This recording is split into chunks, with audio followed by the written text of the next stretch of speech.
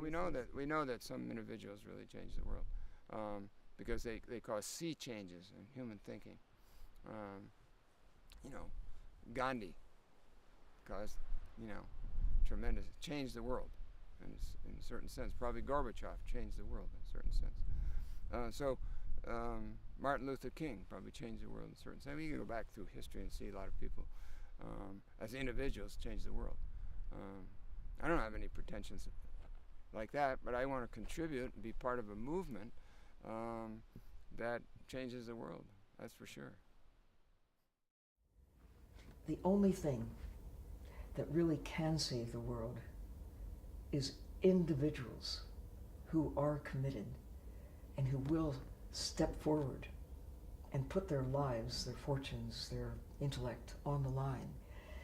It may be 10 people, it could be 50, 100 people could make all the difference in the world.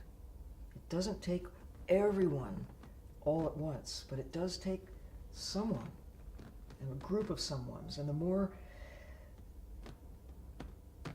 people who begin to step forward, it's contagious. Others will follow, but we need those leaders. Imagine what 100 committed leaders could do to make a difference for the future of humankind.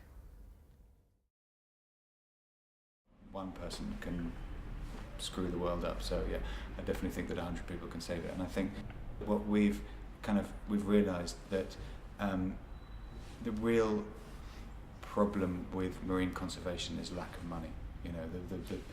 The single biggest issue is funding. So if we can actually work with 100 of the richest people in the world to use their money to actually protect areas of the ocean, yes, absolutely, 100 people could solve it. If the other 99 people can do 100 times what I can do, yes. Can 100 people save the planet? Definitely. If they are influential people, like people who can get the American Senate to understand that combined action is needed, not fighting each other, just like now with the whole budget issue, the whole default issue that they're facing. I mean,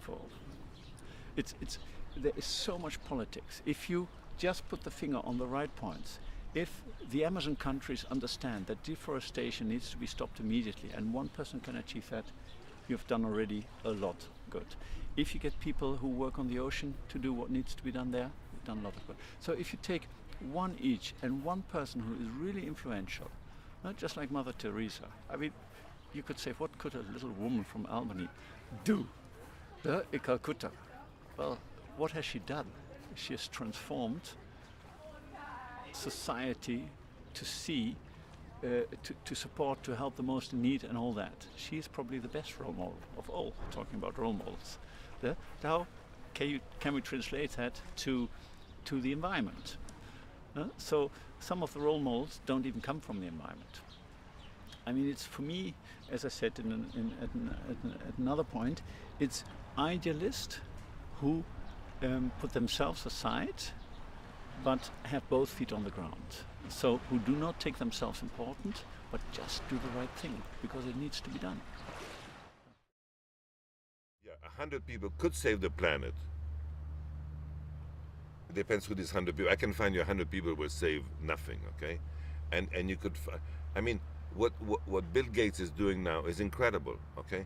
This guy has rolled up his sleeves, has put billions of dollars, and he saved, from some kind of disease or something like that, okay? That's what he's doing. And there's some other people who make a lot of noise, and it's useless, the work they're doing. Useless. I mean, nothing, zero. So I think 100 people, they might be able, but they have to be very, and I don't even think that these 100 people have to talk to each other, but each of them has to have a very serious program and stick to it for years and years and years. Because these things take years. It's not like, opening a disco and then it closes down. These are big, serious problems that you have to do a lot of homework, and you have to work, and you have to fight, and you have to fight in a very aggressive way to win certain things. But if each of these 100 people, one of them has a narrow thing they want to do, it will work. And you see, a great example is Doug Tompkins. He's not looking at iceberg melting, and he's not looking about the Sierra Nevada, and he's not looking about the koala bears. He has stuck to this beautiful forest in Chile. Now he's looking also at Argentina, but he has stuck to that, okay, and has not asked money to anybody, is not part of any other committees, and he has done his own thing in a very serious, and that's the way to do it.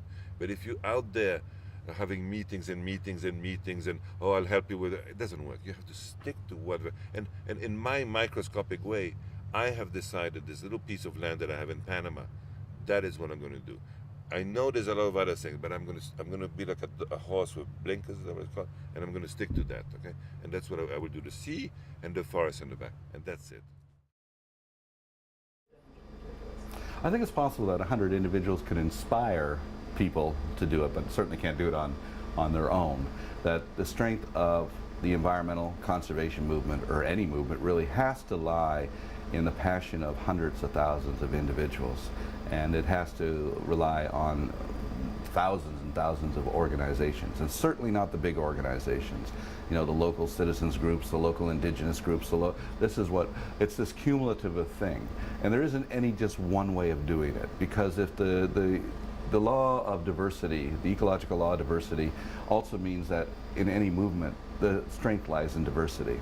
So we need a diversity of approaches, everything from, you know, passivism to more aggressive approaches. We need all of that diversity, and we should embrace that diversity instead of having conflicts between each other. Well, I don't like the way you're doing it, I don't like the way you're doing it. Well, it doesn't really matter as long as your objectives are the same. Just agree to disagree and just get on with the, you know, doing what you do best.